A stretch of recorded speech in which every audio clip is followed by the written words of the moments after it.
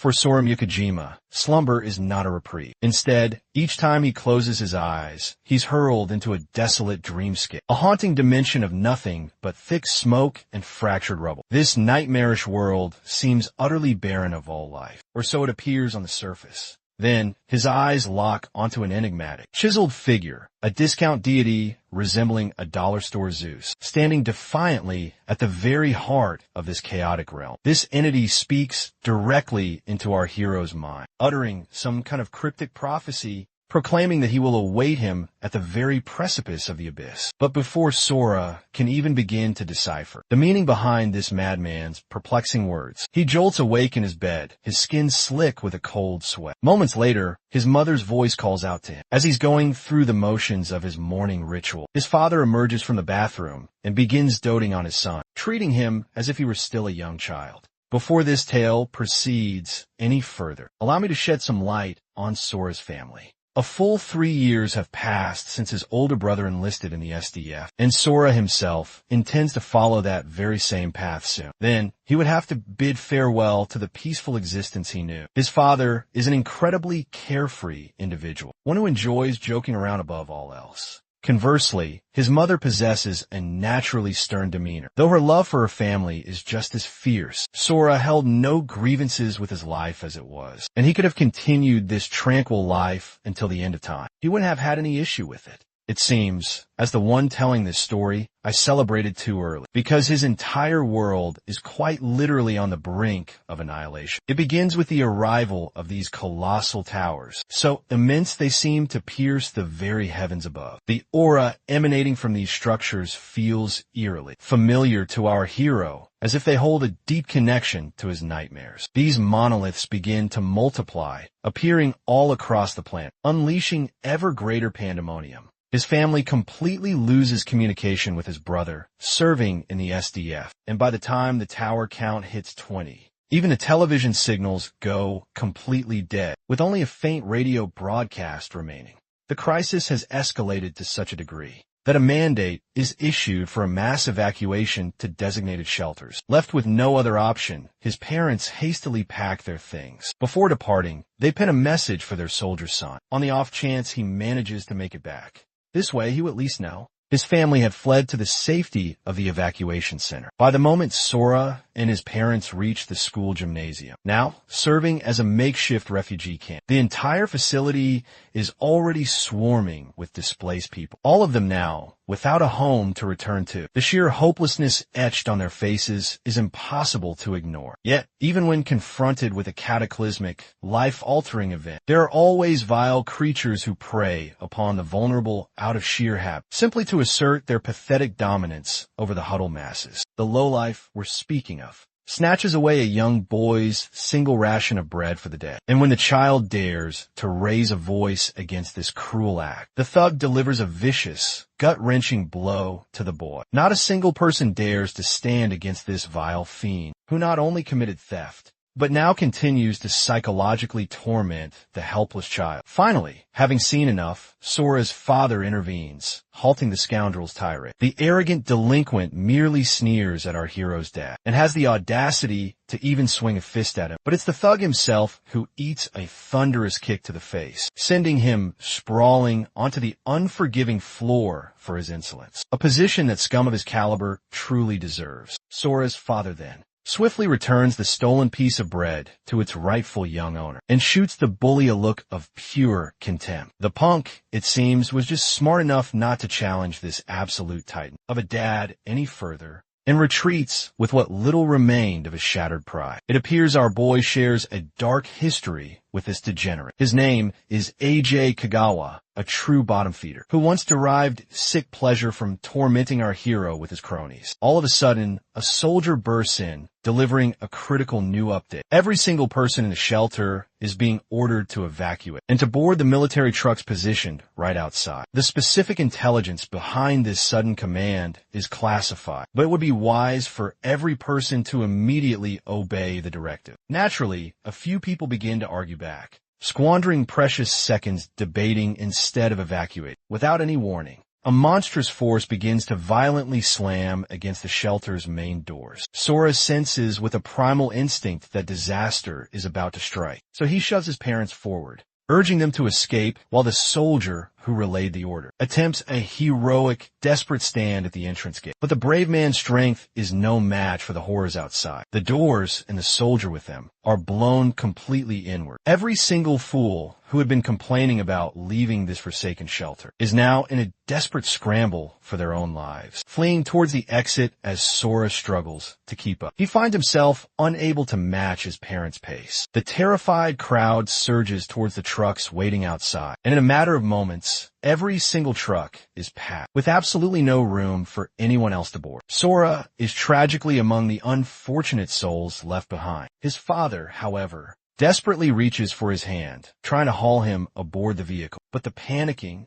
selfish cowards behind his father refuse to allow his son on, shouting that there's no more space left for him. Ultimately, Sora is forced to try for a different truck, leaving his distraught parents to be carried away on another. Nearly all the trucks are packed, save for the final one in the convoy. But before he can even reach it, the cursed vehicle begins to peel away, gaining speed. Even so, Sora manages to leap and latch onto the departing truck. To make his climb easier, a hand extends down to offer assistance. But that supposedly helpful hand belongs to that very same scumbag, AJ Kagawa, who is staring down at our hero, like a predator that has just successfully trapped its helpless quarry. Rather than hoisting Sora to safety, the fiend cruelly shoves him off the moving truck. The poor boy crashes hard onto the pavement and is immediately trampled and kicked by the other desperate survivors, also trying to escape this chaotic nightmare. He lies there, curled into a ball, silently pleading for anyone to save him from this horrific fate. His desperate prayers are soon answered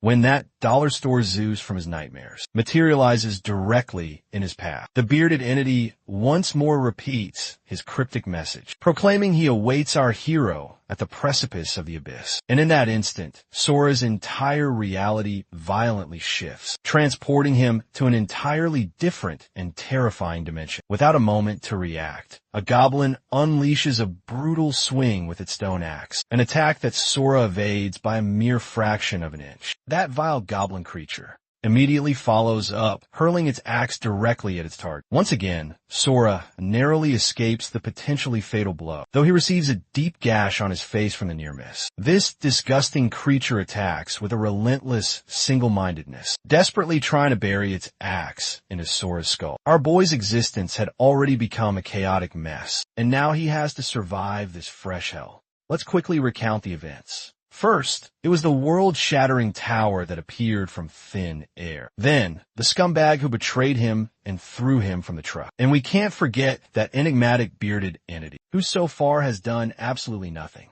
except build tension with his nonsensical, cryptic lines. And now, this goblin is absolutely determined to split Sora's skull open. But our hero has had enough. He snatches a nearby rock that he had been watching this whole time, and proceeds to bash the life out of this grotesque green fiend. Sora then spots a strange letter-like symbol etched upon the goblin's chest, which he surmises must represent the monster's power level. Then, a glowing crystalline object begins to emerge from the monster's corpse, shooting directly towards Sora's chest and absorbing into his body. To his astonishment, the object wasn't meant to cause him harm. Quite the opposite, in fact. The deep cut he'd received on his face from the goblin's axe begins to miraculously heal. And not only that, but he can feel a surge of incredible new power coursing through his veins. He doesn't need much time to realize what's happening. He's essentially leveled up after clearing a challenge, just like the power-up mechanics in the video games he used to play. He claims the goblin's fallen axe and resolves to survey the area first to prevent any more surprise attacks from these devious little fiends. Some time passes, but Sora discovers nothing of note. Even after making a full sweep of the perimeter, there is absolutely nothing here. The domain he was brought to is merely a floating island in a void, featuring a single, shattered, and crumbling structure. He also sees a stairway that seems to lead down into the abyss, with no other conceivable route to take. He cautiously begins his descent down the treacherous stairs. A single misstep here would send him plummeting into nothingness. A treacherous environment like this is a classic monster den. In games, you'd usually respawn if you fell off here. However, Our hero isn't about to test that theory by taking a dive off the edge. The result might be a permanent game over for him. Eventually, he navigates his way through the precarious, death-defying staircase and discovers an opening leading further into the floating island's core. Sora proceeds with extreme caution, step by careful step. Upon arriving at the central chamber, he finds a great tombstone, the chamber eerily illuminated by a single torch. Incredibly enough, he can somehow read and comprehend the ancient text carved on the tombstone, despite the language being completely unknown to him. Based on the inscribed information, Sora learns that he must gather powerful fragments, and only by doing so can he earn the privilege of escaping the abyss. This revelation brings a confident smirk to his face for some reason, considering that the creature he just vanquished was laughably weak. He figures that conquering this abyss shouldn't be too difficult. Therefore, it's surely just a question of time before he escapes this prison for good. He then unseals the heavy doors that mark the entrance to the next stage of this demented trial. The abyss's first stratum was an area of 900 square meters. Thus, the number branded onto the monster's flesh was a 1. After clearing the second stratum, he discovers this area spans a massive 1,800 square meters, and the key monster here has a 2 branded onto it. Following this pattern, the third stratum is double the size of the one before. And out of 4 total monsters, just one has the number 4 seared on its body. The crucial detail to understand here is that the essential fragments can only be obtained from these creatures. Without acquiring the fragment, it is impossible to progress to the subsequent stratum. Moreover, it becomes painfully obvious that the deeper one ventures into these layers, the more powerful the monsters will become, because the landmass of each stratum multiplies with every new level. Locating the essential key becomes exponentially more difficult. And that's not even mentioning the fact that the monster population is also multiplying. And this brutal trial of survival is only serving to forge him into something far stronger. Our hero has been grinding through these layers for so very long that his appearance has become completely wild and untamed. Even the types of monsters he encountered began to diversify as he climbed higher and higher through the strata. And upon reaching the 12th floor, he came face to face with the same type of beast that had overrun the shelter that fateful day. With all the power he had painstakingly accumulated on his brutal ascent to this 12th floor, these pathetic creatures were no longer a threat to his overwhelming might. He annihilated them in a matter of seconds. Beyond the 13th floor, the sheer volume of monsters he had to confront started to feel like an insurmountable challenge. But our hero carved a path through everything in his way, as if these once terrifying beasts were now nothing more than flimsy training dummies. By the time he conquered the 30th floor, the monster population had ballooned to an unbelievable 500 million. So hunting for the keys became like searching for a single grain of sand on a vast beach. Some of the crucial key-bearing monsters were heavily guarded by massive hordes, while others concealed themselves in hidden, tiny caverns. The most infuriating part of this whole ordeal was the immense amount of time it took to hunt down every last one of them. But regardless of the odds, our hero relentlessly pressed onward. At last, he arrived at the 42nd layer of this hellish abyss. The number of monsters here was so incomprehensibly large that if you gathered all the monsters from every manhwa story ever written,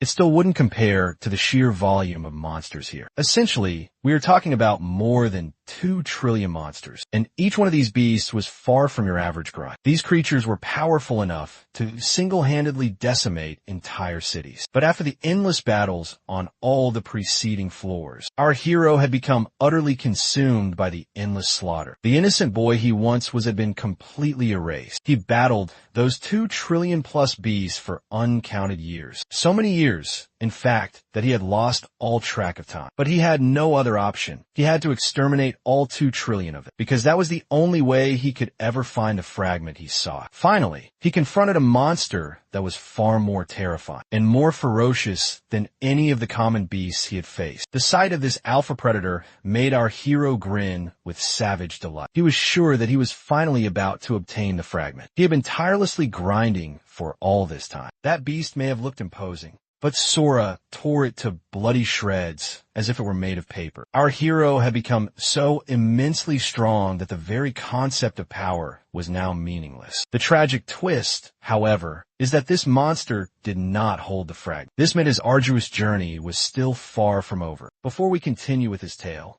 let's get a quick update on the state of affairs back in the real world. In the 21st century, 20 towers had spontaneously materialized across the globe before humanity could even comprehend this world-altering event. Hordes of monsters poured out and brought civilization to its knees. The vast majority of people were butchered almost instantly. This event came to be known as Judgment Day. A small fraction of the survivors awakened and were granted access to an enigmatic power system. Those individuals who awakened received astonishing new abilities. This became the turning point in humanity's fight for survival. These awakened individuals formed powerful factions known as hunter guilds. Now, let's return our focus to our hero, who is hunting down the final remaining monster in this current stratum, after having slaughtered countless millions of others. Suddenly, magical chains begin to envelop the creature, and it starts to levitate, being pulled up into the sky, as if it's being summoned away from this dimension. An unfamiliar voice urgently warns our hero not to let this monster escape. This is because the creature is being called forth by someone who has just activated a high-level transfer scroll with the intent of summoning a familiar. And this particular monster has just been chosen. This piece of advice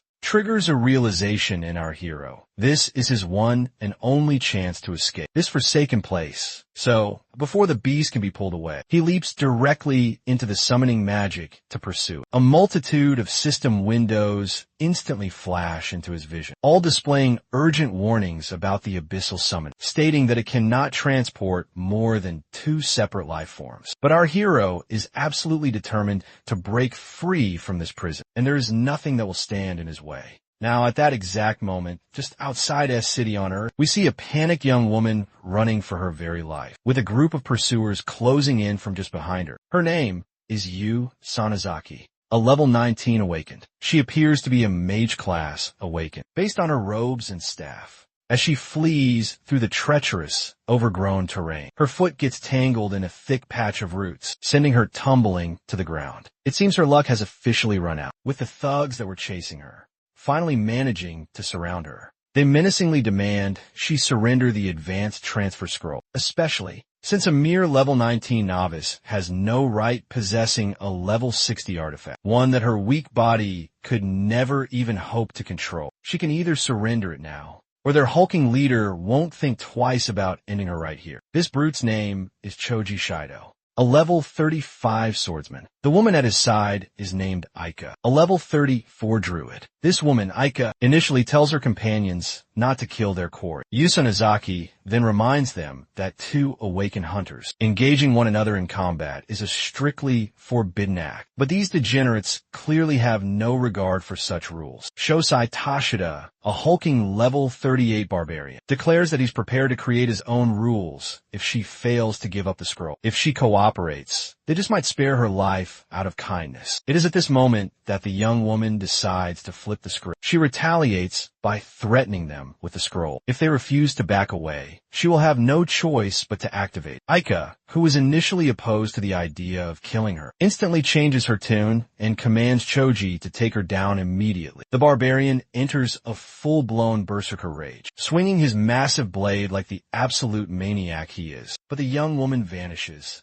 a mere instant before the enormous sword can cleave her in two, narrowly saving her from being completely obliterated. Yu has finally activated the forced summoning scroll, much to the absolute terror of these thugs. You must understand, a forced summoning can call forth an extremely powerful monster that cannot be tamed or controlled. Essentially, this young woman just detonated a suicide bomb with her own 2 hands. While she may perish, she intends to drag these bastards down with her. The thugs desperately charge towards her, hoping to stop the summoning at the very last second. But their efforts are entirely futile. A bolt of lightning crashes down from the sky and summons the monster. Well, this monster seems a bit familiar. It's the very same beast that our hero has been chasing all this time. It is only a level 3 mutated wolf. The thugs immediately erupt into mocking laughter, because this creature is hardly the world-ending beast they were anticipating. But it would seem These ignorant fools are about to receive the most shocking wake-up call of their entire miserable lives. The monster they were just ridiculing is instantly atomized by our boy, causing every one of them to freeze in absolute, mind-numbing terror. They mistakenly believe this titan to be a bloodthirsty, humanoid monster. Even the scroll's user has no idea what in the hell she has just unleashed. Meanwhile, our hero is overcome with pure ecstasy at being free. The sheer thrill consumes him,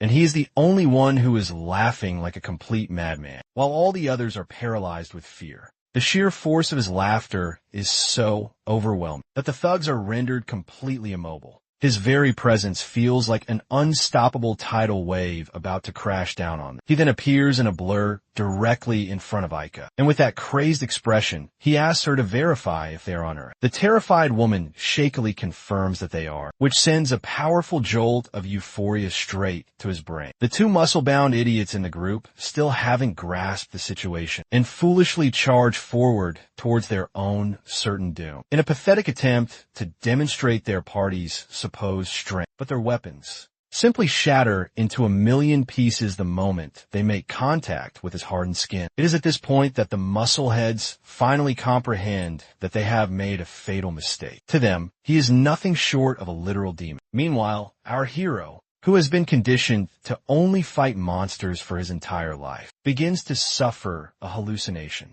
His battle-hardened mind perceives this musclehead as a monstrous orc, and on pure instinct, he demands that the monster reveal if it is a numbered creature that possesses the fragment he has been desperately searching for. Of course, the terrified thug has no clue in the world this absolute madman is rambling about. Suddenly, Sora snaps back to reality and releases the man. The brute is so utterly petrified by our hero's presence that he literally pisses his pants in sheer terror. It is a deeply shameful moment for the leader of a gang to be soiling himself in front of his subordinates. Sora then gives the thugs a single chance to flee, if they have any regard for their own lives. As expected, all the cowardly dogs scatter in every direction, desperate to salvage their worthless lives. The only one remaining is the summoner of this powerful being. She takes a moment to observe the countless horrific scars and finds herself wondering just who this mysterious individual truly is. For just a second,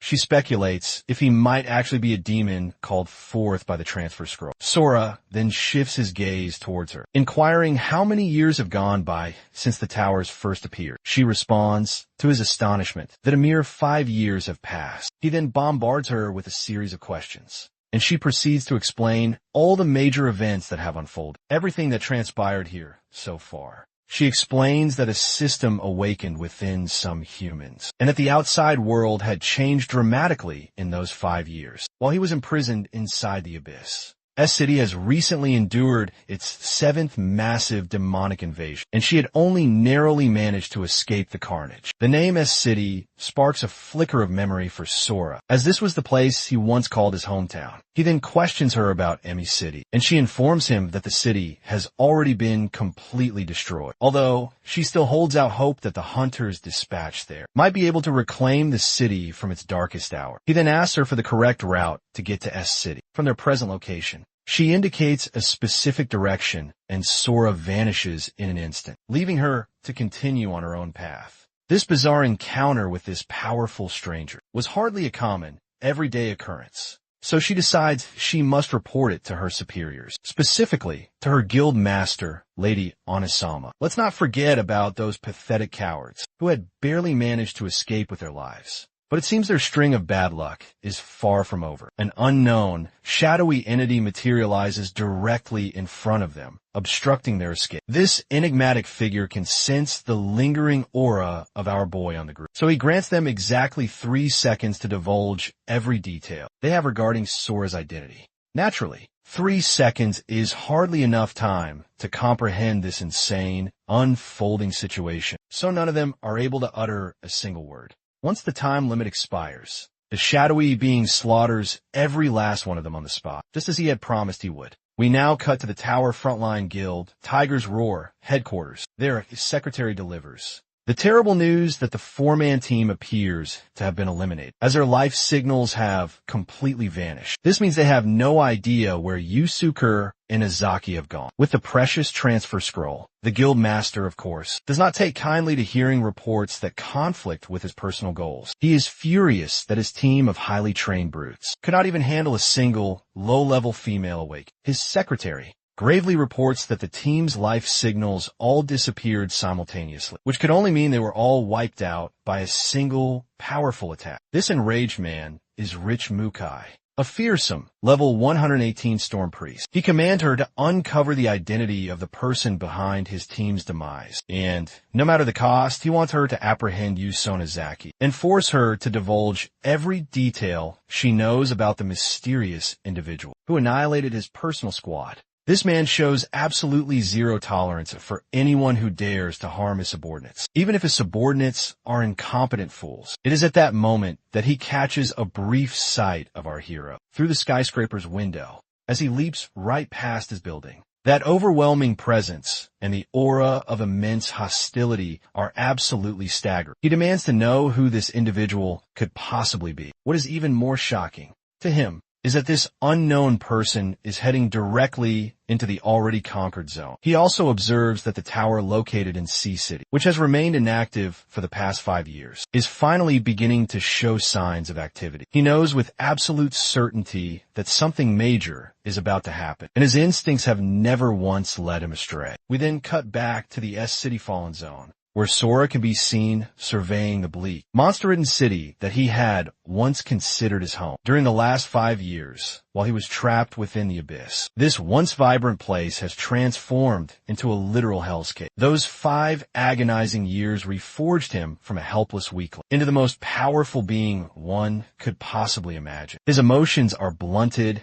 and his perception of time is completely shattered. This ordeal has turned him into a wild beast himself. But the single thing that kept him tethered to his sanity was his family. The creatures that he had once trembled before are now mere insects to him. He is desperate to reunite with his parents and the one brother he has left. Focusing on the current state of S-City, this was a location that had once been overflowing with vibrant life, but is now nothing more than a ruined wasteland, a testament to the destructive power of the monstrous hordes. Not a single structure here still retains its original form. As Sora voices his own bewilderment, he notes that there are no monsters currently slaughtering people. It is almost as if the human population has completely abandoned this city for good. The powerful warrior pauses before trying to unlock his apartment door, and he has become so powerful that the doorknob simply disintegrates in his hand. Stepping inside, his once cherished home is a shadow of what it used to be. Sora had anticipated that the apartment would be abandoned, but he had to return. This is the only place left that holds his happiest memories. After all, suddenly, his gaze falls upon a sheet of paper left on the kitchen table. The note is addressed to Sora, and it is indeed from his loving parents, who had held onto the belief that their son was still alive, even after 5 long years since his disappearance. In the end, they were always waiting for him to come back home, refusing to accept the possibility that he could be gone forever. This revelation shatters Sora's hardened exterior, especially when he sees his parents had laid out his favorite clothes and had preserved all of his treasured possessions exactly as he liked them. They had even drawn him a map to the secure shelter they had fled to, their only wish being that he would come and find them. As he reads the note, he sees they refuse to believe he was dead. Clutching a photograph of his fractured family, Sora breaks down, a far cry from his usual determined self. He grabs a shard of glass and proceeds to give himself a much-needed haircut, wondering if his power alone can end this apocalypse by himself, hopelessly questioning if it will ever be enough to restore the world to how it was before this nightmare began. Our boy now basically looks like a perfect duplicate of Sung Jin-woo, but with Kaniki's signature hair. I bet you didn't see that crossover coming. And frankly, neither did I. His next stop is now Shelter 6, as Sora is determined to reunite with his parents, following the map that they had left for him. Unfortunately, he has a difficult path ahead due to all the collapsed buildings. Instead of trying to find an alternate route, this absolute beast figures it would be much faster to simply obliterate everything that stands in his way. And so, that is precisely what he does, blasting a direct path forward and destroying a flying monster with just a single effortless strike. What's even crazier is that he begins leaping from one rooftop to the next, unleashing waves of destructive power across the ruined city. Even the other survivors hiding nearby are like, what in the world is even happening right now? Until they witness a man flying at the speed of light above them. The most hilarious part of this whole sequence is that one of the survivors actually manages to capture our hero on camera. They cannot fathom that it is a real human being, moving at such an incredible speed from skyscraper to skyscraper. While he's doing all of this, down below, a young girl is being cornered by a group of disgusting thugs. These degenerates look like they've never seen a woman in their entire pathetic lives. So the mere sight of one drives them into a feral frenzy. And by the way, this thug looks to be the very same one who pushed our hero from the truck 5 years ago. The fiend literally sidles up to her with a lecherous volcom and begins shamelessly staring at her body. But Sora intervenes with a gaze that could kill, labeling them as nothing more than worthless garbage. This man literally took a break from his quest to find his parents, for the sole purpose of beating them down. That is how you know they are about to receive a world of pain. They try to employ the jumping curse technique from Jujutsu Kaisen, but this man is basically Sukuna with the way he is manhandling every single one of them. And I mean that in the most literal sense. Sora evades another thug's attack and drives his knee into the man's face. And what's truly astonishing to me is how this guy's head didn't just explode from the impact. Our hero is likely only using 1% of his true strength here. The leader of the thugs then tries to play the, hey, I'm from a very powerful guild card, which is a useless tactic against a main character, whose edginess rivals even that of Shadow the Hedgehog. To make matters even more intense, our hero reminds Kagawa, the scumbag, that he has returned from the grave after his pathetic attempt to murder him. As one might imagine, Kagawa's face contorts as if he has just seen an actual ghost. Of course, just like the true coward he is, the only thing he can do now is beg for his life. Our hero lets out a cold laugh before seizing the idiot's throat. Sora makes it clear that he was forced to suffer through a literal hell, just so he could repay the favor upon his return to the very man who orchestrated his demise. Jesus Christ might forgive and forget, but this man is not about to do either of those things as he crushes Kagawa's windpipe, vowing that he's going to rob him of both his dignity and his life. Behind him, the echoes of the thousands of monsters he has killed can be heard, all hailing him as the ultimate being and urging him to deliver the final blow. The thing about this Kagawa character is that this degenerate truly deserves what's coming to him. He didn't just betray or torment Sora a single time. No, it was a constant, torturous existence that Sora was forced to endure.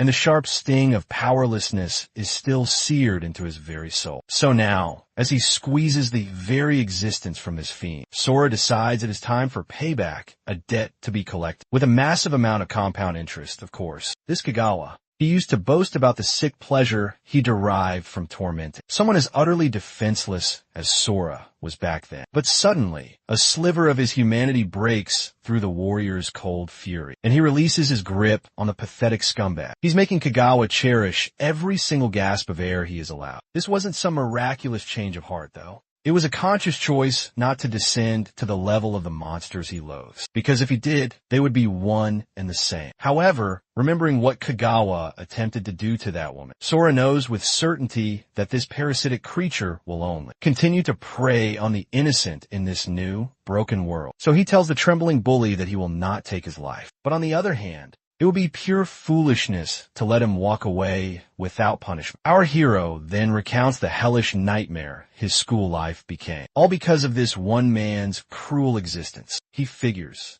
it's only just that Kagawa is forced to endure a taste of his fists for tormenting the weak and for his attempt to end his life. So, in a move straight from a legendary hunter's playbook, our hero issues a chilling ultimatum: survive 4 of his attacks. If he can manage that, he can crawl away without further consequence. Of course, even Kagawa knows this is a preposterous proposition, as his skull will surely be shattered by the very first blow alone. Grabbing him violently by the collar, we get an epic shot of Sora pulling back his fist for a devastating punch, suppressing nearly every ounce of his true power. Our hero smashes his fist into his face, planting him in the ground. But this beatdown is not over. A second, vicious punch immediately follows the first one. But our hero's hunger for vengeance is still not quenched, as he winds up for yet a third devastating strike, absolutely manhandling his pathetic little victim here, as Sora stands like an avenging god over Kagawa's broken form. The bully begs for the sweet release of death,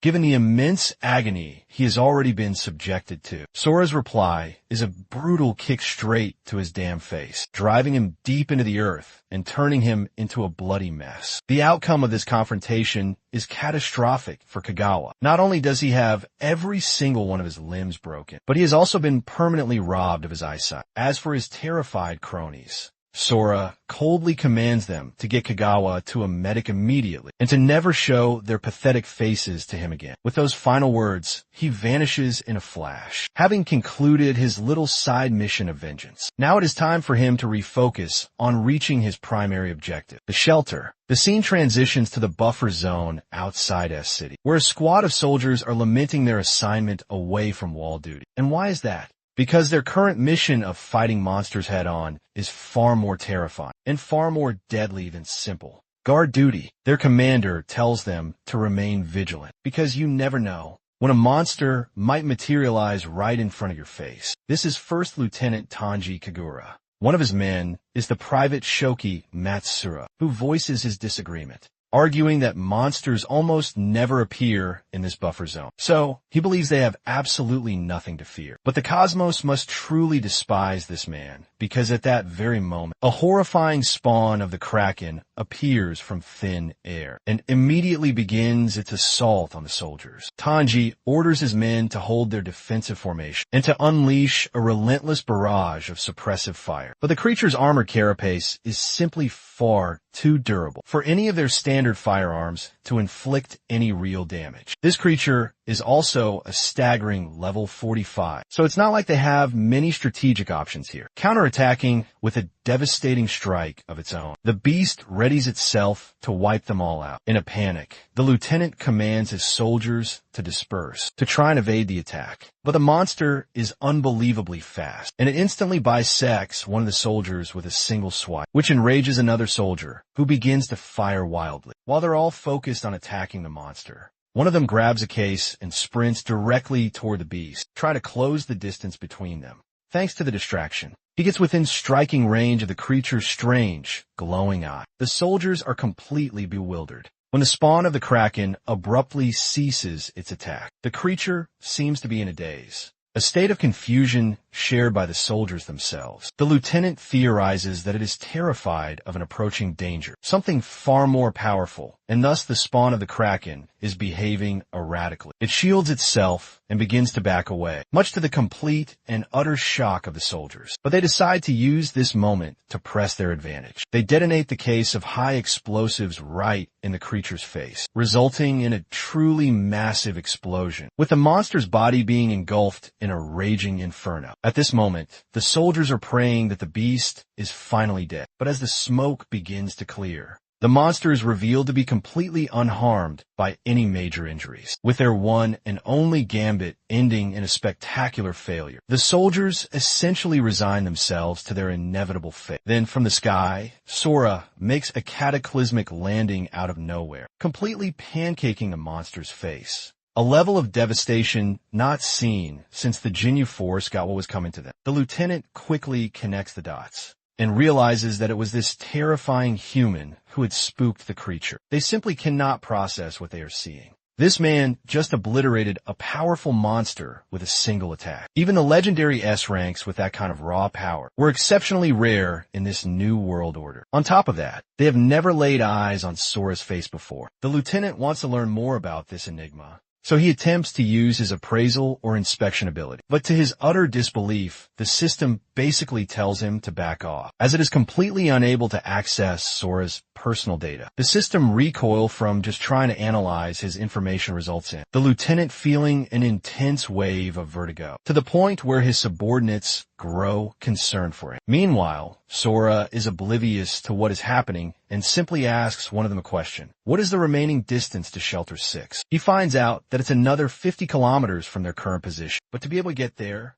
A person would have to pass through the hellish region known as Area X. This is the first time Sora has ever heard of this place before, so he's informed that it's the zone, designated for containing the monster hordes that have been gathering in a single massive group. Countless hunters are already engaged in combat within that zone. Our hero also observes that after defeating monsters in this world, the hunters are able to claim a variety of different loot that is gathered from a corpse. It's very similar to the mechanics of a video game. Just to get a better understanding of the current power scaling system, he asks the soldier how strong the spawn of the Kraken would be considered based on the current rankings. The soldier informs him that it was a powerful level 45 adversary, so it is not a creature that can be easily defeated. But Sora seems a bit unimpressed, almost let down, that such a low-level beast could give them so much trouble. So he then asks about the number of monsters that are of a similar power level. In Area X, the soldier replies with a sense of dread, revealing that the count is more than 100. Because if the number was in the thousands, then all of humanity would have been wiped out by now. Sora has learned everything that he needed to know, so it's time for him to depart. Now, gathering his courage for one final plea, the soldier begs him to travel to Area X at once. They're in desperate need of any assistance they can get, and a hunter with his level of power could help to prevent countless casualties. Of course, it's not as if our hero could have bypassed Area X regardless, as a most direct route to Shelter 6 already goes through it. So he agrees to the soldier's desperate request and states that he will also be annihilating any other monsters that are unfortunate enough to cross his path along the way. Switching our view to the front line's rear military encampment, we see that the lieutenant has finally regained consciousness after the battle. And no, this is not another one of those, whoa, he was knocked out for 3 entire days. Clichés. This man was only unconscious for a mere 10 minutes. And fortunately, they were able to retrieve some recovery potions from the beast as well. Regarding the man who had rescued their entire squad, the lieutenant is informed that Sora headed directly to the north, which causes him to initially accept the new information until he comprehends the sheer insanity of what he just heard. His subordinate clarifies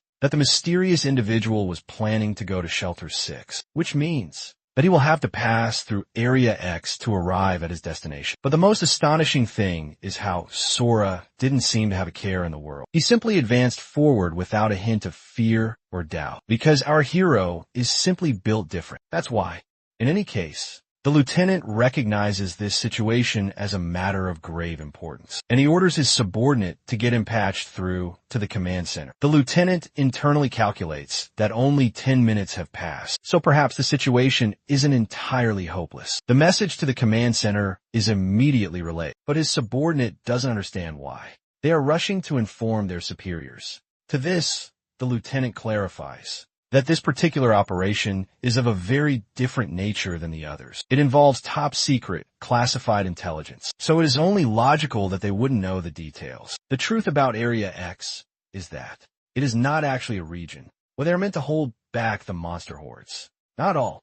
Rather, it is a designated carpet-bombing zone. The scene shifts to the Central Command headquarters, where one of the bridge operators announces that they have just received an emergency transmission. The central commander, Rinji Kumageya, authorizes the call, and so the operator connects the line. The transmission is from Lieutenant Kagura, who has a time-sensitive report to deliver, informing them about a mysterious hunter who is unknowingly heading directly into the designated kill zone. The report is not received well, as the central commander simply shifts the responsibility onto the lieutenant's shoulders for the mistake. But Kagura asserts that he has already issued an emergency transmission to try and warn the unknown hunter. He has strong reasons to suspect that this hunter is incredibly powerful, so they want to do everything they can to ensure his survival. The commander hears that the unknown hunter is supposedly strong, but that is an unsubstantiated claim, so he demands to know the man's power level.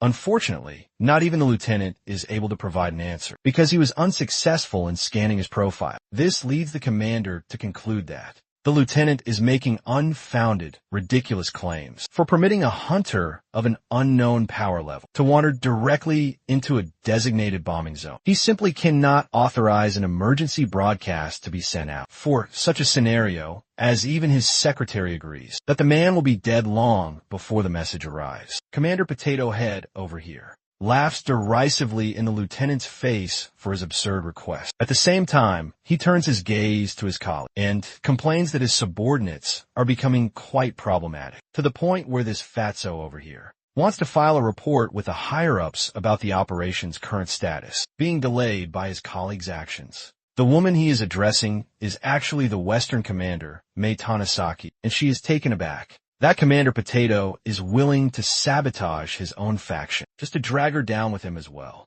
He is truly nothing more than a buffoon. While she is deep in thought, she knows that Kagura would never try to risk his career for a stranger's sake, unless he had complete faith in his own instincts. This makes her seriously question just how powerful this mysterious hunter truly is. The lieutenant is at the end of his rope, anxiously awaiting a reply. Meanwhile, the Western commander finally arrives at a conclusion. And with the influence of her two very large assets, she decides to trust that Kagura is not trying to sabotage their plans. She is willing to approve the request. But if this turns out to be a hindrance, she will make sure he faces a living hell. Tanizaki actually said all of that to get the support of Major General Potato Head, who is clearly annoyed, but ultimately asks for a justification to proceed. Kagura immediately reveals the fact that this unknown hunter was capable of one-shotting a level 45 monster. This piece of intel comes as a major shock to Tanizaki, who begins to wonder if this mysterious hunter could be a clandestine S-rank from within the military. At the same time, Commander Potato finds this hard to believe, as all the known S-ranks are currently deployed elsewhere. So they press for more information regarding the man's power level, and why Kagura was unable to utilize his inspection ability. To find out more about him, the lieutenant reveals that he did try to do that, but to everyone's astonishment, he was simply unable to retrieve the data. And immediately after using the skill, it was he who experienced the backlash, losing his consciousness a few moments later. But this fact points to only one conclusion for Kumagaya, and that is that the unknown hunter's power level is far beyond the likes of 100. This puts them all on high alert, and though he's fascinated by the man's power, Kumagai states that this is not a strong enough reason for them to issue a broadcast. Interjecting to support his claim, the Eastern commander, Nobuo Ieyasu, expresses the very same opinion, stating that it would be too great a risk to do so. After all, thousands of soldiers had already been deployed in a massive joint operation that spanned across multiple different zones. Their initial strategy for the bombing zone was for the troops to move in and eliminate any surviving monsters that had been wounded by the explosions in the zone. However, if they were to send out an emergency broadcast, now the creatures would react to the sound waves and begin to converge on a single location. That would surely mean the total collapse of the area in a single fell swoop, and over 10,000 soldiers would lose their lives in the blink of an eye. The risk of saving one person's life is simply too great when weighed against the lives of thousands of their soldiers, even if this individual is supposedly some legendary S-rank. His words leave the lieutenant in a state of utter despair, praying that Tanizaki will intervene on his behalf. But after a long moment of deliberation, she finally speaks up and flatly denies the lieutenant's request. She believes that it is far too reckless to proceed in this fashion. The verdict is final, and the transmission is abruptly terminated, deepening the lieutenant's sense of utter helplessness as he clutches the receiver with pure rage. He did everything within his power. But tragically, things did not go as he had hoped. But all of a sudden, his subordinate catches sight of the keys on his belt and quickly snatches them away from him. Before Kagura can even react to this insubordination, the man is seen rushing off to get into his vehicle. There are only 6 minutes left before the bombing commences, so he believes that is enough time to try and change the outcome. Despite Kagura's direct orders, Shoki Matsura continues to defy his superior and commandeers the military jeep to act on his own accord. This action could have severe repercussions for the young man later on, but Kagura decides not to waste his energy chasing after him, concluding that, as a soldier, his subordinate has made his own choice. Meanwhile, Matsura is flooring the gas pedal, trying to reach the mysterious hunter as quickly as he possibly can. The one thing that Matsura could not have known at that moment was that the very same man he was now trying to rescue was one day destined to become the last great hope for all of humanity. Matsura's efforts seem to be in vain because he simply cannot seem to catch up to Sora. The very fact that he's been unable to locate the hunter is all the proof he needs that this man is even faster than his vehicle. Area X is just up ahead now, so he contemplates if he should take the risk of blasting his speakers in order to get the man's attention. Unfortunately, that would come with the great risk of attracting the monsters. But Matsura is resolved and goes all in on this desperate gambit. He calls himself a disgrace to the military. But honestly, with the way this man has been conducting himself, that is the mark of a true soldier right there. Clutching the microphone with a trembling hand, he finally broadcasts a full-scale warning message to alert the hunter about the impending bombing run and to urge his immediate evacuation. Currently, Sora is busy eradicating the monster hordes, and he does indeed manage to hear the warning. He realizes this must be the reason why he hasn't seen any other hunters. The monsters here are laughably weak in comparison, but surviving a damn nuke is not going to be an easy task, so he decides to play it safe. And also knows that he cannot just allow the soldier to die. After all, Matsura risked his own neck just to deliver a message to him. Unfortunately, the monsters are already descending upon the poor man in the jeep, drawn by the sound. So he slams the jeep into reverse to get out of there. But he is terrified, knowing that the hunter is still out there and has not yet escaped the bombing zone. Until Sora startles him by appearing out of thin air and asks for more details regarding the message. Tragically, their time is already up as the bombs begin to fall like a deadly rain from the sky, carpet bombing the entire zone with unending destruction. The shrapnel flying out from the shockwave towards them is effortlessly stopped by Sora, who didn't even have to use much of his power to block it.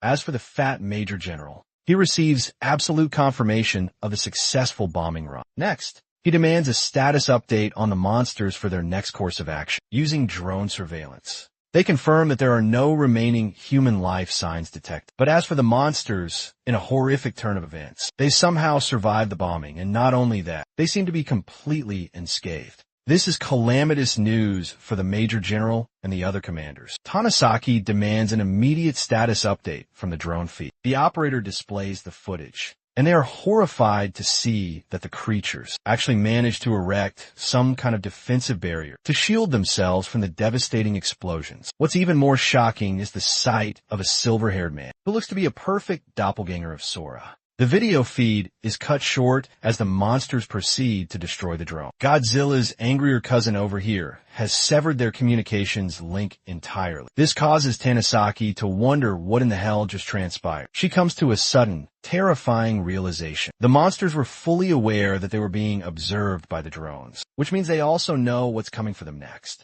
Yuasa, the Eastern commander, issues an order for the immediate evacuation of all soldiers from the garrison area. It is critical that they retreat all at once to fortify the walls. But to their absolute horror, the operator continues with her report, stating that the monster's target is not actually the defensive walls, but something else entirely. Tanasaki demands to know what it is, until the operator reveals that their new target is Area B-22, the very same location where the mysterious hunter was last seen. Sensing the imminent danger, Tanasaki issues an immediate command for all available drones to be redirected to that same location to find out what has become of the monster horde. The scene cuts to Matsura's point of view, who is in disbelief that the bombing has concluded with him still being in one piece. Yes, as is the mandatory tradition for this channel, the One Piece is indeed real. He's just thankful to be alive, while Sora reminds him that he's celebrating far too soon, because the monsters have also survived, and they're most likely on their way to hunt them down. Suddenly, Sora saves Matsura's life as a drone comes plummeting towards them. Even the private is shocked at how it got there, and wonders if the monsters are now capable of attacking drones, which is completely unheard of. Sora is completely unfazed and spots a massive horde of monsters heading their way. Matsura, on the other hand, is completely losing his mind because they are now facing creatures all rated above level 50. They are practically the most powerful monster legion, with their colossal leader possessing a monstrous power level of 90. And the fact that they didn't even receive a single scratch spells certain doom for all of humanity. Asura is busy preparing for his own demise, while Sora has a different plan. He concludes that if the carpet bombing couldn't kill these fiends, then he's going to make it his own personal mission to put them all in an early grave. Leaping away, he tells the soldier to stay hidden from view. Sora slices through the monsters as if they were made of tissue paper and goes directly for the colossal leader. The monster tries to smash him with one of its powerful attacks, only for it to be casually stopped by our hero, who doesn't even move an inch. Next, he proceeds to launch himself forward, aiming for the monster's head and delivering a thunderous, fully charged punch. The attack makes a direct hit and literally decapitates the giant with a single brutal strike. But to Sora's complete surprise, he comes face to face with that same cloaked figure that was seen on the drone's video feed. The most shocking detail is that Sora was completely unable to detect this mysterious man's presence. Now, he looks exactly like a mirror image of his long-haired self. To me, this cloaked individual seems to possess some kind of monster, shape-shifting ability, and oh my god, the way he just resurrected the giant. And they're both staring at us with such evil intent is a truly bone-chilling image.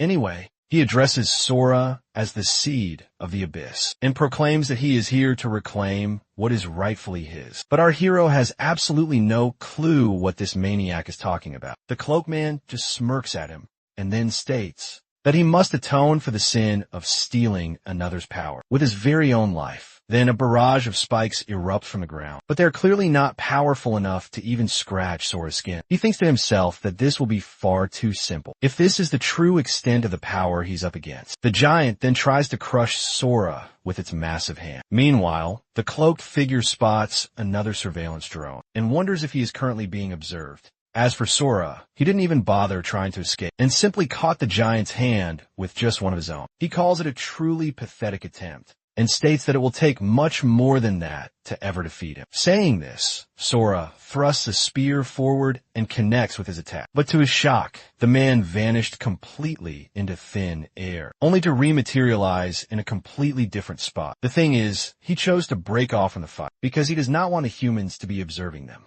Annoyed by the pathetic drones still flying in the sky, he signals for one of the other monsters to shoot it down. Next, he commands every single monster to eliminate all the survivors in the area. The drone was actually controlled by a man who was hiding in secret, but luckily, he managed to complete his one and only objective of reporting back. The real reason the monsters altered their course, it was all because of one single man, the one who had single-handedly defeated the strongest monster group in the bombing zone all by himself. The man is about to inform his commander when suddenly one of the creatures discovers his hiding spot and smashes its way inside. The vile figure lets out a malevolent cackle, taking sadistic pleasure in the deaths of the insignificant humans. Observing the situation, Sora is reminded of the plea that Asura had made to him during their first meeting, not to mention his brave act of risking his own life for a message. The soldier is currently struggling to get his vehicle working again. Sora decides to disengage from the current fight, believing that the most effective way to defeat a monster horde is to take out the leader first.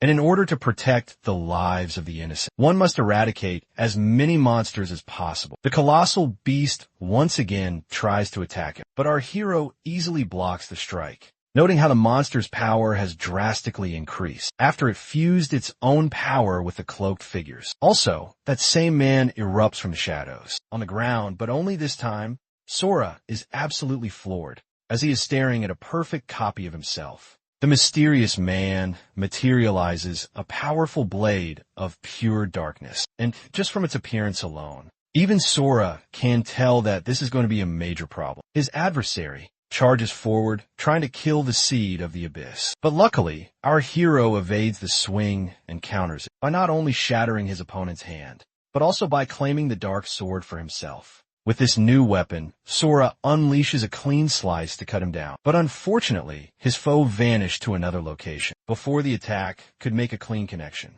Feeling the power of the Blade of Darkness, Sora has a very bad feeling, as it resonates with the energy of the abyss. Enraged by the act of Sora stealing his personal weapon, the cloaked man calls him a common thief, who knows nothing else but how to steal the power of others. But our hero quickly deduces that this battle will not be won with a single decisive blow, and his main objective right now is to get the soldier to a safe location. So he asks if Matsura has a problem with heights, and then literally lifts up his entire jeep. The cloaked man then attempts to launch a damn death ball at him, just like Frisia or some other villain, proclaiming that the destiny of the strong is to become the strongest, not to waste their time protecting the weak.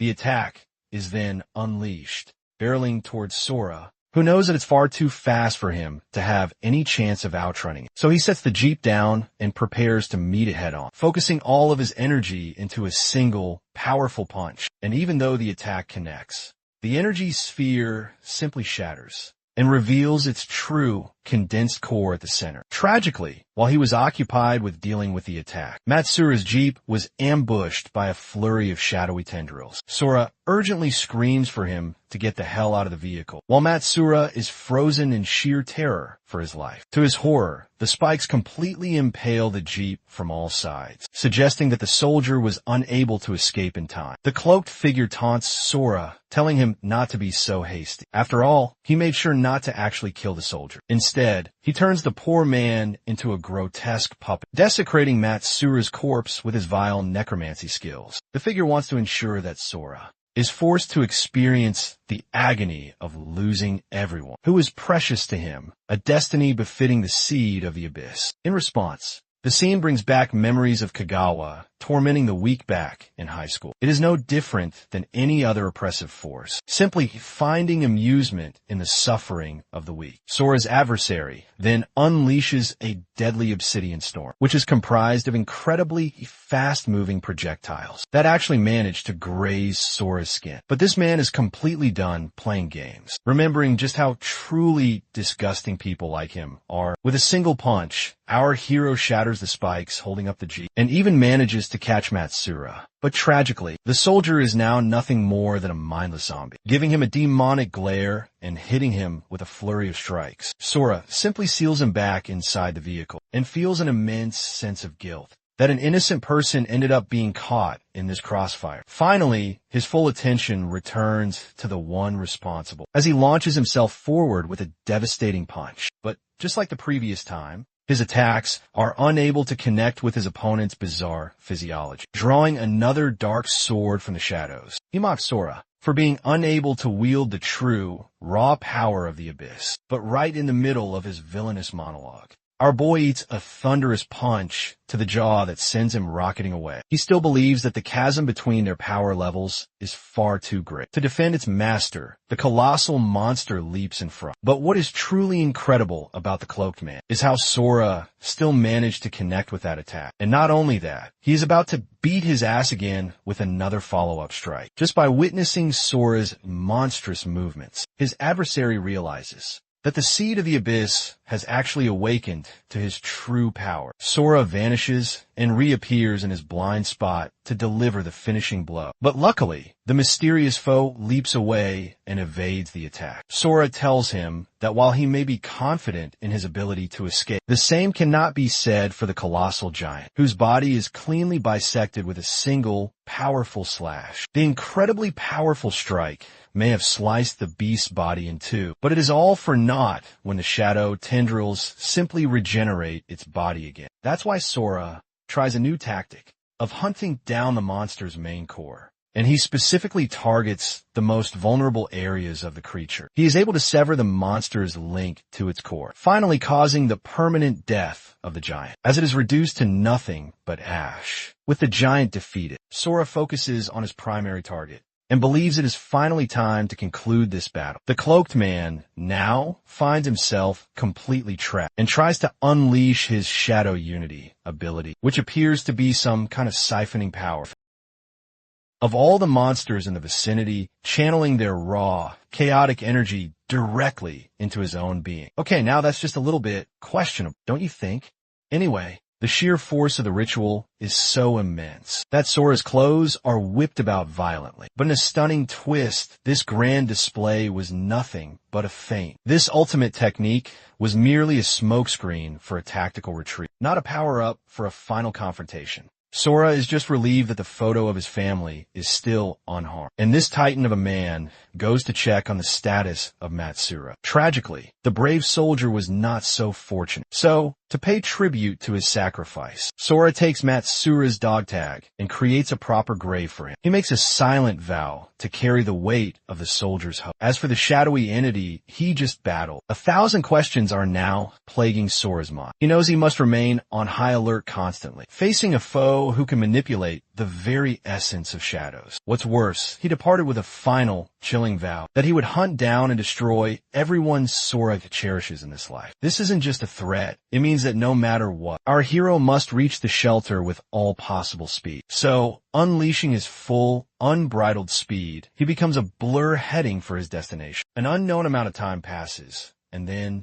the Western commander and her troops finally reach the scene to begin a thorough investigation of the area. They begin to scour the battlefield for any evidence or survivors. But to their utter astonishment, the entire monster horde has vanished. The Western commander verifies this fact herself. As she gazes upon the corpses of the colossal beasts, she immediately commands them to file an urgent report. She also notes that it is obvious. A titanic battle occurred here between that unbelievably strong hunter that Lieutenant Kagura had reported. This individual not only survived the full force of the bomb, but he also single-handedly wiped out an entire monster army. Our boy is a one-man apocalypse at this stage. One of our soldiers suddenly calls out that they have recovered a functional memory card from a drone, which should provide them with a clearer picture of the situation. Deciding to play back the recovered footage, she observes how Matsura and the enigmatic hunter bravely entered the kill zone. As the soldiers continue their sweep of the area, they are rendered speechless upon finding unimaginably rare drops. The kind of loot that only comes from defeating high-level monsters. This is not a sight you see every single day. But even in the face of such a miracle, the soldier who found the loot is greedy and pretends that he didn't discover anything of value. But his squad mate immediately swoops in behind him and realizes that they have stumbled upon some truly incredible artifacts. The fact that one of their own men attempted to conceal the loot is a serious criminal offense. Hearing this, the guilty soldier tries to bargain by suggesting they split. In reply, the blonde-haired man states that he is only interested in the mystical golden chest and nothing else. But this is not an easy item to part with, as it could potentially be a legendary grade item that could help the man in his understanding of the world. The blonde-haired man reminds him that he is in no position to argue, and that is how he successfully acquired a legendary golem artifact. Having finally arrived at Shelter 6, Sora observes that the survivors here are living peacefully and is surprised that they are not under any immediate threat. All of them are absolutely stunned when they see a goddamn 12-pack on a shredded man casually walking towards them. But Sora is merely lost deep in his own thoughts, knowing that the cloaked man can conceal his presence entirely, and the fact that he has yet to detect the presence of anyone particularly powerful, because if someone like that does not appear, this entire place will suffer immense casualties in the event of an invasion or surprise attack. Suddenly, a man confronts him from out of nowhere, sporting a band-aid. I was not expecting the secret love child of Gojo from Jujutsu, Kaisen and Raiden from Mortal Kombat, to appear here. But here we are. The blindfolded man deduces that Sora must have come from the outside and expresses his relief when Sora confirms this to be true. He reassures our hero that there is no need to be alarmed, as he is only here to buy some information for a handsome price. All he desires is for Sora to answer a few of his questions. At first, our boy is baffled that currency is still in circulation. He agrees to cooperate, but halts the man before he can ask anything. Sora demands to know why a supposed monk is addressing him, using such formal royal language, which means this man is either a phony or some kind of cosplayer, which it turns out is the truth, as it's simply a personal hobby for this strange man. Sora then asks if the same is true for his bandaged eyes, which causes the man to become visibly flustered. He removes his blindfold and claims to be suffering from a recent, peculiar ailment. But that is not the real story. The truth is that Sora could feel a terrifying power radiating from his eyes, even when they were covered by the blindfold. Our boy truly is Gojo's secret son at this point. He suspects the blindfolded man has his own reasons for hiding his true strength. But it is now clear that an incredibly powerful individual is hiding within this shelter. In any case, he is willing to answer his questions. So the cosplaying monk asks for an account of the events outside. The blindfolded man knows that a large number of soldiers are positioned at the walls. And while most of the general public is ignorant, there have been massive explosions happening outside. So he wants to hear Sora's eyewitness account, deciding to feign ignorance as the simplest approach. Our boy completely shifts his demeanor and claims that he simply made a desperate run for it and ended up here. This confession leaves the blindfolded man stunned because he can sense that Sora is also hiding his true power, just like him. But he's satisfied with what he's learned and simply departs. Sora is shocked that he was able to fool the man so easily, and he begins to wonder if there are many other powerful individuals like him in the world. The fact that no one has confronted him about his power, yet is also a bit worried, which makes him question if humanity is truly this weak at its current stage. After paying a visit to the clothing shop, our boy ends up looking incredibly stylish with the money he got from the monk. He returns to his primary objective of locating his parents, using the timeless method of asking the people around him. So he approaches a woman, asking if she has seen the couple. But the second she glances at the photograph, she looks utterly horrified and pretends not to know them before fleeing. Sora has no idea what in the world just transpired and is completely perplexed by her strange behavior. It seems as if every person in this area is on high alert, so he decides to approach a random man next. But with the intense way Sora is staring down at him, the man is clearly threatened and tells him that this isn't the old world, so they should resolve this matter with their words. Sora simply shoves the family picture at his face and asks about the family in the picture once more. The man is horrified upon seeing the people in the photo and asks what his connection is to them. Sora states that he is, in fact, their son, which is obviously unbelievable, given the stark difference in their appearances, to the point where the man begins to ball up his fists as he thinks he is being made a fool of. All of a sudden, a truck appears from nowhere and literally tries to run down our hero right here. But Sora remains completely still and stops it without even turning around. He pays no mind to the truck and goes back to interrogating the man. Seeing our hero casually halt a charging vehicle without even breaking a sweat, the nose-strip guy completely changes his tune and provides him with directions just down the street. Sora decides to depart and thanks him for his assistance. The man waves goodbye to him before sprinting off in the opposite direction to alert everyone about his sudden appearance. As Sora makes his way to the location, he wonders why some random person would know where his family lives. But then again, his father was a very friendly man, and he got along with practically everyone. His mother was the same way, too. And because kind people are often exploited in this cruel world, Sora promises to protect his family this time around. Finally, he arrives at the end of the street and stands before a truly massive mansion. He is almost taken aback to see his parents living here. Sora decides to knock and instantly recognizes his father's voice. But when the man swings the door open, our boy is shocked to see a man who looks like a Yakuza boss staring him down for randomly showing up at his home. Sora tries to clarify that he is, in fact, their son, which sends a jolt of pure shock down his father's spine. In utter disbelief, the dad just stands there frozen, like his secret mistress just appeared on his front porch. Despite the initial shock, they both make their way inside, exchanging glances in a thick, heavy silence. Neither of them says a single word. Thankfully, Mom swoops in to save the day with a tray of hot tea, breaking the awkward tension just enough for a conversation to start. Wasting no more time, the father cuts directly to the chase. He observes how much his son has changed, almost as if he is a completely different person now. Though, he concedes that it might actually be for the better. Perhaps his son is hiding some secret. The father is worried that the boy might be an imposter, so he even had a guard hiding in the room just in case. What they don't know is that the boy is already aware. He detected the hidden guard the instant he entered the room, but instead of being alarmed, he actually feels a sense of relief. At least now he knows someone is watching over them. As the father continues to pry, attempting to uncover his secrets, Sora decides it is time to give him a little lesson. He begins to reveal everything he knows. That will make the old man incredibly uncomfortable, like all the times he snuck out to take Soy Boy.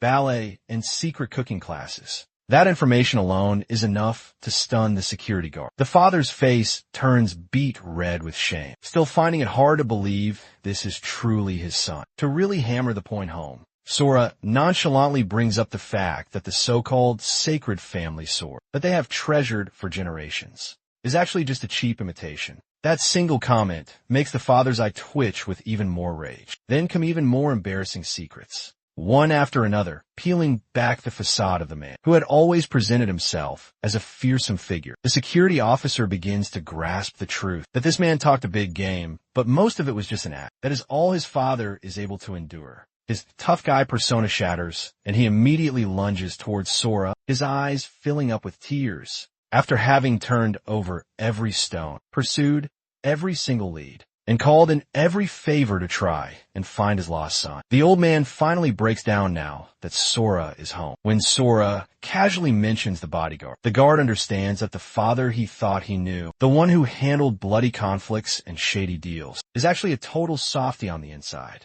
The bodyguard, shaken by this new revelation, decides it is time to make a quick escape. But the boy intercepts him before he can even make it to the door. Now, the poor man is sitting at the dining table, receiving a not-so-subtle warning to keep his mouth shut about everything he has just learned. As the tension in the room continues to mount, Mom steps in, once again, saving the day with her impeccable time. Meanwhile, the father is silently praising the heavens that Sora didn't reveal his secret farting habit. Amidst all this insanity, Sora finally feels this is what it feels like to be home. But the peace is short-lived. His father's men burst in a state of panic, frantically reporting about a white-haired troublemaker who has just arrived back in town. At first, the thieves don't even see Sora sitting with their boss. But once they do, one of them nearly suffers a heart attack. Nervously, and with a stutter, he begins to warn him that they are in a group, and that he shouldn't attempt anything. But before he can even finish his rambling, Sora appears in a flash and grabs his knees, nearly causing him to soil himself on the spot. To de-escalate the situation, the father intervenes and clarifies that the boy is his long-lost son, who has been missing for 5 years. He's about to state Sora's level, only to stop short, as he realizes he doesn't actually know it.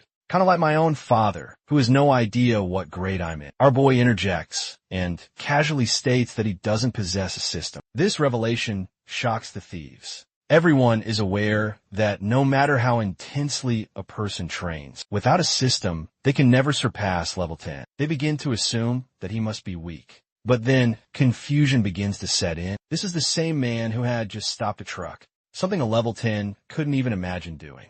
Sensing their disbelief, Sora suggests that they check his information for themselves using their system. The thief starts to ramble, explaining how monster levels function and how the inspection ability isn't accessible to low-level hunters. Fortunately, his father possesses the skill, so he decides to try it out himself. They all convene around the table, with the boy standing calmly next to his mother, who confidently states that she has complete faith in his power. But when the father activates the ability, the system returns a result of unknown. Everyone is absolutely floored. It could either mean Sora has no system, or that he is too powerful to be scanned. The first possibility is quickly dismissed, as his name still appears. However, surviving for 5 entire years, alone in conditions that no novice could withstand, says it all. This moment makes the father understand that his own perception cannot even begin to grasp the level his son has achieved, as the entire room remains paralyzed in shock. It is the mother who is the first to break the heavy silence, just thankful that her son is finally home. She knows he must have endured so much, living like a complete stranger for 5 long years. The moment she rests her hand on Sora's cheek, the floodgates of memory are thrown wide open. The suffering, the agony, all of it. And just like that, the tears begin to stream down. The entire mood in the room becomes thick with emotion. Wanting to give them some privacy, the father quickly leads his men out of the room. Once things have calmed down, our boy gently asks his mother about Riku, his older brother.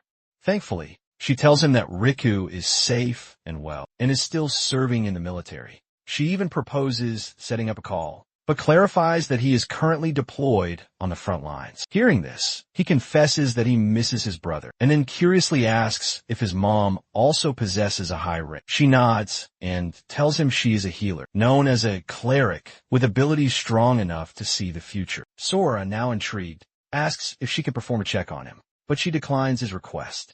Still, she reveals that her cleric abilities once showed her a vision, that he would eventually return to them one day. Not long after, a muscular vice chief arrives, accompanied by men in black, clearly ready for business. Sora's father welcomes the man warmly, addressing him as Jiro, the vice president of his united guild. But he immediately sees Jiro's concerned expression and asks what he has found. According to the vice chief, the Tiger's Roar guild has connections within the military. He explains that a collector from the army, a real scumbag, began to find fault. During the inspections of the monster, remains the guilds turned over. He was only giving them half the credit, while reporting the full amount to his own superiors. A more thorough investigation shows that all these issues trace back to Tiger's Roar. Hearing this, Sora's father knows there is a much bigger conspiracy at play, but he also understands that they cannot just stand by and let this impact their town's well-being. He instructs the vice captain to get some rest, then summons his own blade and decides to pay Tiger's Roar a personal visit to remind them that the united guilds are not to be trifled with. Meanwhile, Sora overhears everything from his room. His power has greatly enhanced his hearing,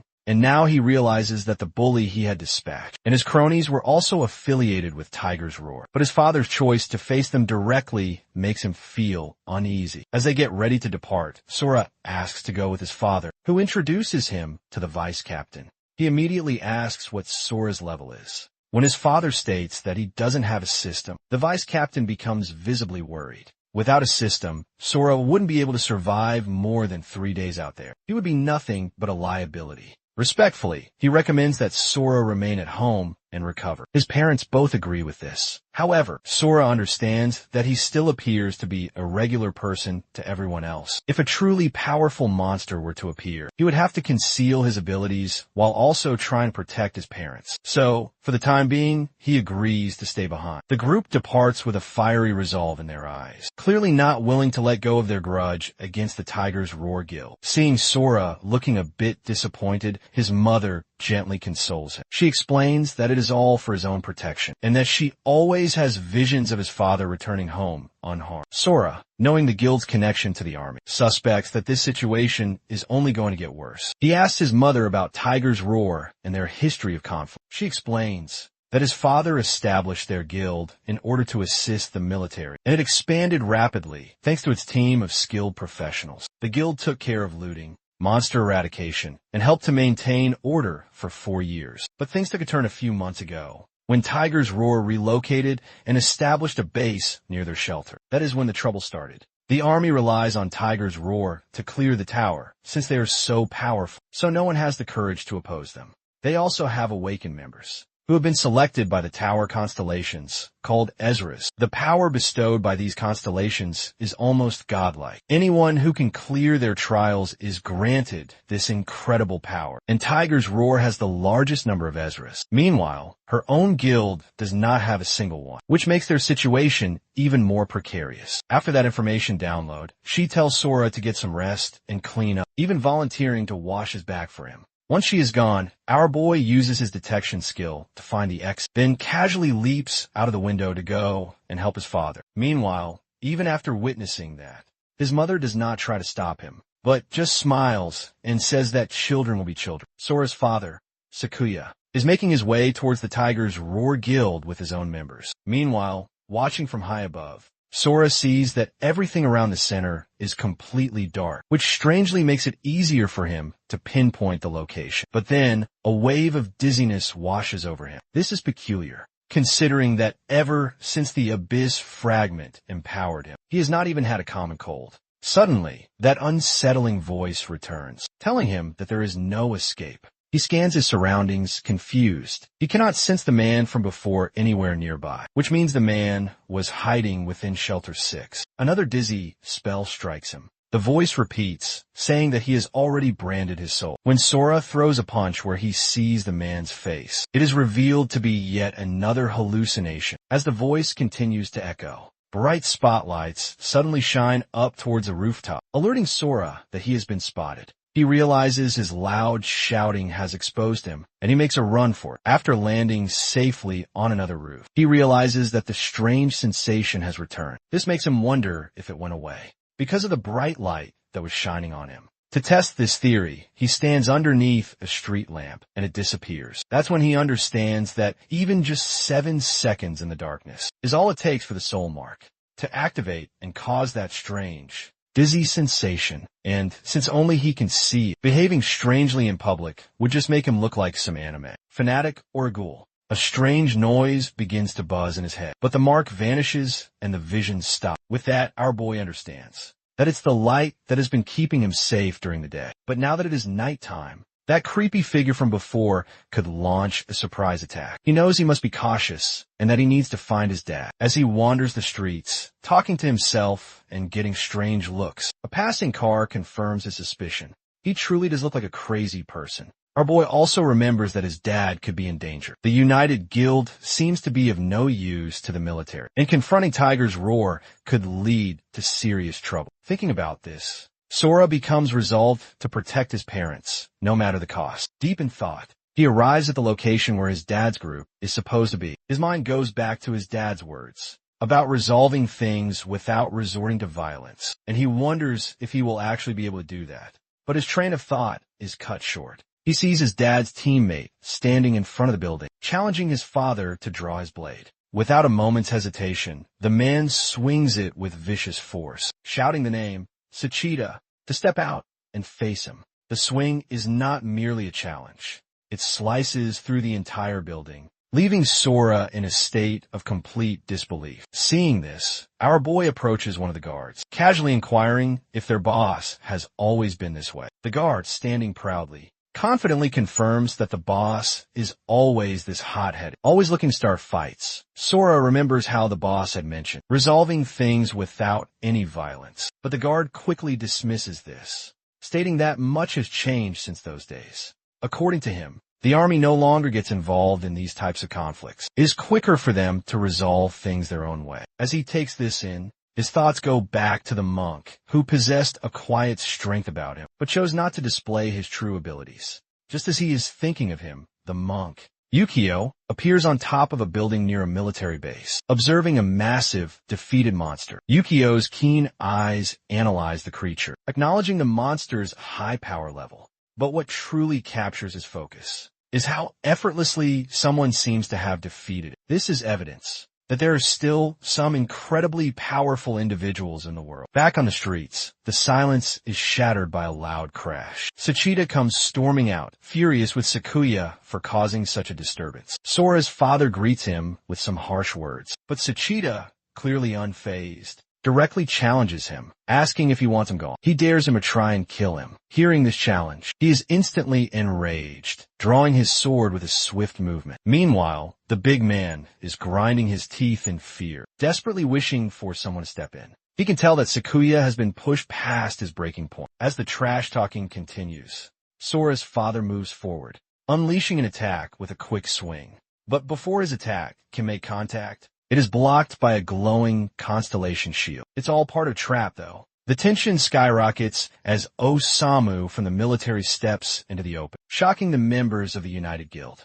Sora's mind is racing, wondering what the military man is doing here. He can feel the strong presence of many people within the building, and the situation suddenly feels much more significant than it appeared. Meanwhile, Osamu calmly walks towards his father, citing Article 15. Which explicitly forbids fighting within the shelters, and violators could even be subject to the death penalty. It was all an elaborate ruse designed to bait Sakuya into being arrested, and once that had been achieved, they could easily make him vanish into their custody. But Sora cannot figure out why the military would involve themselves in a matter like this. On the other hand, Sora's father is attempting to calm the situation, denying any and all wrongdoing. He maintains that he was not fighting and claims there is no evidence to support any of the accusations. Osamu does not back down, gesturing to the slash mark on the building as irrefutable proof. But Sakuya, ever the fast thinker, tries to twist the situation, smoothly lying that he was just doing some renovations on the building. The military man is not here to accept no for an answer. His decision has already been made. Without any hesitation, he gives a signal, In an instant, soldiers begin appearing from everywhere, leaning out of the windows all across the building, their weapons raised and aimed at Sakuya. Seeing the situation escalating, Sakuya's men urge him to fight, ready to take on the entire military squad. But he remains calm, his eyes locked on the military man. This man is no joke. He's an assassin. Level 63. Taking him on directly could get very ugly. But then Sakuya spots Sachida and quickly realizes he could take him as a hostage. To create an escape route, he subtly draws his sword, but the big man anticipates it and immediately raises his shield, feeling confident that it can withstand an attack, even from a level 65 warrior like Sakuya. As the situation gets more tense, Osamu increases the pressure, warning Sakuya to give up or risk his comrades' lives as well. The boss hesitates for a second. It appears as if he is about to go all out. But then, to everyone's complete shock, he lowers his sword. He decides to surrender. The United Guild members are in disbelief, especially the vice captain, who begins to wonder if that earlier sword slash was just an empty threat. But the captain knows better. He and Sakuya have a certain understanding. He knows that when the boss lowers his sword, it is actually a secret signal to get ready for an attack. And just as the blade is about to hit the ground, Sakuya suddenly lunges at Sachida with his full strength. At the same time, the captain in the back starts to cast a spell. The big guy is caught by surprise for a moment, but is still certain that his shield will be enough. But then, the captain's magic explodes from beneath Sakuya's feet, raising chunks of the ground into a rising platform. In a split second, he is standing on it, gaining more height and power, and he strikes with his full might, catching the big guy completely by surprise. The attack shatters his shield, sending him crashing down to the ground with a massive thud. Meanwhile, the vice captain continues to use his spell to provide cover, while Sora's father charges in recklessly, like a complete lunatic, prompting the soldiers to begin firing. Acting quickly, the vice captain summons a barrier spell, an earth wall, just in time to shield Sachida and Sora's father from a barrage of bullets.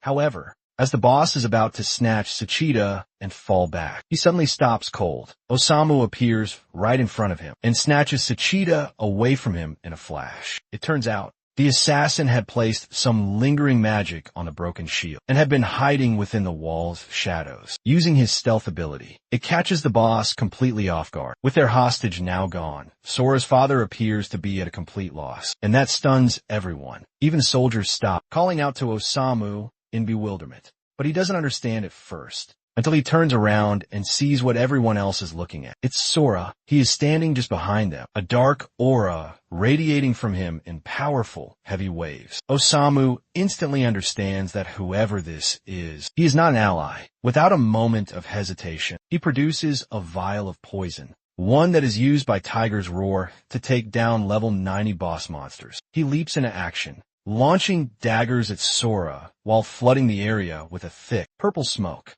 Sakuya's eyes go wide with fear for his son as the poison fog envelopes him, while Sachida lets out a sigh of relief, believing the poison might at least eliminate Sakuya's backup. But then, from out of nowhere, Sora appears directly behind them, seizing both of them by their collars with his inhuman strength. It is at that moment that they understand they are no longer fighting a human.